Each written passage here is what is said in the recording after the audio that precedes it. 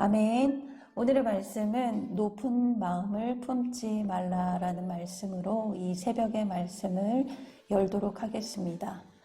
바울은 이 로마서 9장에서 10장에 걸쳐 이스라엘의 구원과 또 이방인의 구원에 대해 말한 뒤에 11장에서 그 결론을 내리게 됩니다. 바울은 이스라엘 사람, 즉 유대인들이 정말 하나님께 버림을 받았는가라는 질문을 하면서 모든 이스라엘 사람이 다 버림을 받은 것이 아니라 그 가운데서 하나님께서 선택한 남아있는 자들이 있다고 말씀하십니다. 구원의 문제를 유대인과 이방인의 관계라는 큰 주제 안에서 말씀하고 있습니다. 바울은 로마 교회에 속한 이 이방인 신자들에게 오늘의 말씀을 선포합니다. 자신은 이방인 사도고 나의 이 직분을 영광스럽게 여긴다고 고백을 합니다. 그리고 자신이 이 이방인의 사도라는 직분을 영광스럽게 여기는 이유는 내 고륙, 즉 유대인들을 시기나게 해서 그들 중에 얼마를 구원하기 위함이라고 말합니다. 13절의 말씀입니다. 내가 이방인이 너희에게 말하노라. 내가 이방인의 사도인 만큼 내 직분을 영광스럽게 여기노니. 14절입니다. 이는 혹 내 고륙을 아무쪼록 시기하게 하여 그들 중에서 얼마를 구원하려 함이라. 여기서 말하는 시기심은 부정적인 단어가 아니라 부러움으로 의역할 수 있습니다. 신앙의 도전을 말할 수 있습니다. 우리가 바르게 신앙생활하는 지체들을 보며 신앙의 도전을 받을 때가 있지 않습니까? 그것처럼 바울이 이방사도의 직분을 영광으로 생각하는 것은 유대인들이 그 바울의 모습을 보고 신앙의 도전을 받고 그 중에 얼마를 구원하는 역할을 맡았다라고 고백을 하고 있습니다. 그렇기에 믿지 않는 사람들이 우리의 모습을 볼 때, 우리의 삶을 볼 때 부러움과 또 시기심을 느끼고 도전을 받아야 합니다. 우리의 모습을 통해 예수님을 믿는 너에게 뭔가 다른 것 같다, 뭔가 있는 것 같다, 나도 그러고 싶다, 나도 한번 그래서 믿어보고 싶다라고 말할 수 있는 무언가가 있어야 합니다. 함께 묵상하길 원합니다. 내가 이방인의 사도로 세움받은 그곳은 어디입니까? 그곳에서 이방인의 사도의 직분을 나는 영광으로 수행하고 있습니까? 저와 여러분의 삶의 자리에서 다른 이들에게 신앙의 도전을 전할 수 있는 강건한 저와 여러분이 되길 기도합니다. 이어 바울은 감람나무 비유를 통해서 구원의 문제를 유대인과 이방인의 관계라는 그 큰 주제 안에서 비유적으로 말씀하십니다. 이방인은 돌 감람나무였지만 참 감람나무에 접붙임되어 참 감람나무의 뿌리에 진액을 받아 살게 되었다고 말씀하십니다. 즉 유대인들 가운데 일부가 꺾이고 그 자리를 대신 이방인들이 접붙여져 구원을 받게 되었으니 이방인 신자들인 너희들이 그 가지들, 즉 유대인들을 향해 자랑하지 말라고 말합니다. 17절에서 18절의 말씀입니다. 또한 가지 얼마가 꺾이었는데 돌 감람나무인 내가 그들 중에 접붙임이 되어 참 감람나무의 뿌리에 진액을 함께 받은 자 되었은즉 그 가지들을 향하여 자랑하지 말라. 자랑할지라도 내가 뿌리를 보존하는 것이 아니요 뿌리가 너를 보존하는 것이니라. 불신앙을 계속 저지르던 이스라엘은 결국 잘려나가고 그 자리에 예수님을 믿은 이방인들이 접붙여진 이 사건이 너희에게도 동일하게 예외는 아니라는 말씀입니다. 원 가지도 꺾였는데 너희도 꺾을 수 있으니 하나님을 두려워하는 마음으로 겸손하게 신앙생활을 하라고 경고하십니다. 20절에서 21절의 말씀입니다. 옳도다. 그들은 믿지 아니함으로 꺾이고 너는 믿음으로 섰느니라. 높은 마음을 품지 말고 도리어 두려워하라. 하나님이 원 가지들도 아끼지 아니하셨은즉 너도 아끼지 아니하시리라.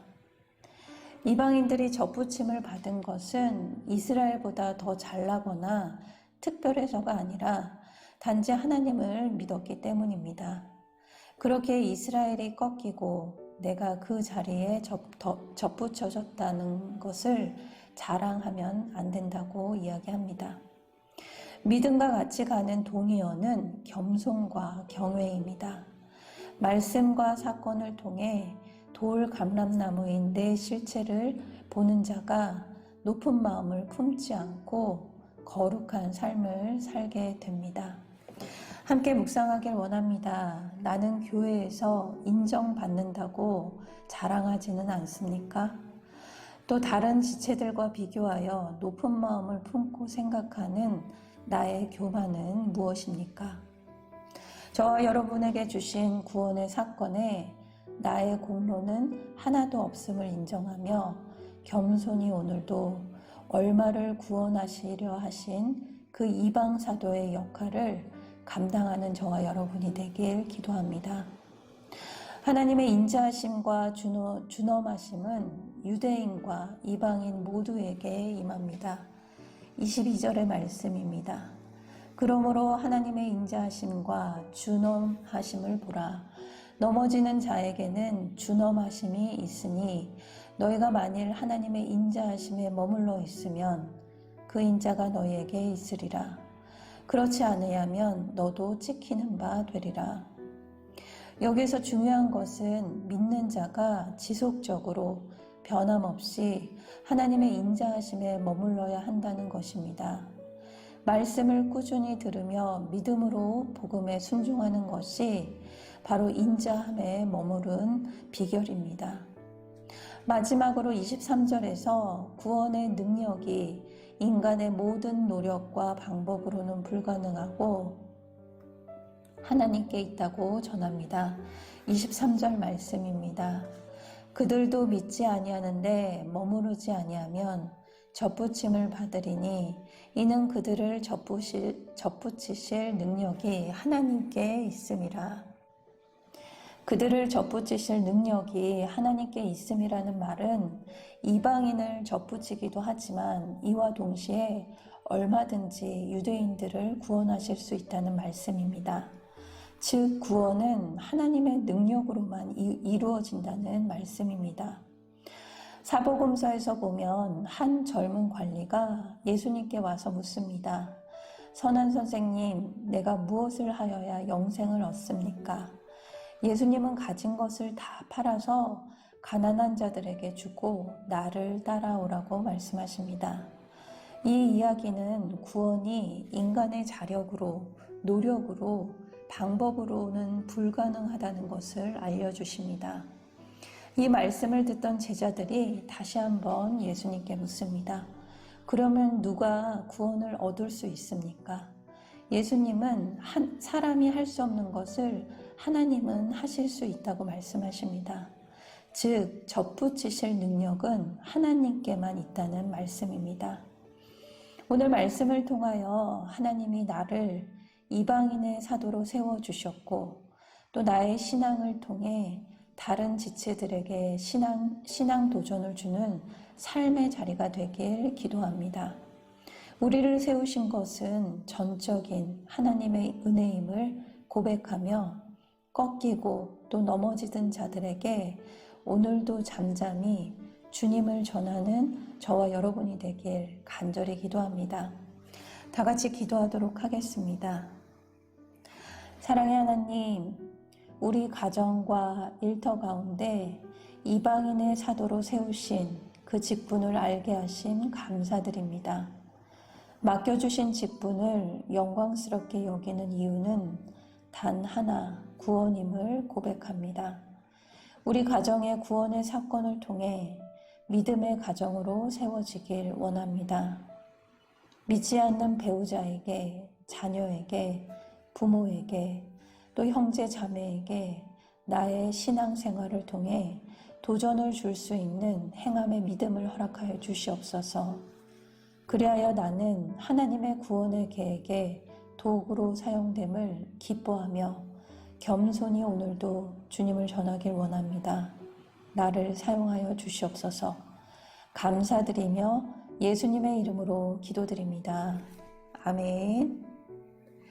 하늘에 계신 우리 아버지, 아버지의 이름을 거룩하게 하시며 아버지의 나라가 오게 하시며 아버지의 뜻이 하늘에서와 같이 땅에서도 이루어지게 하소서.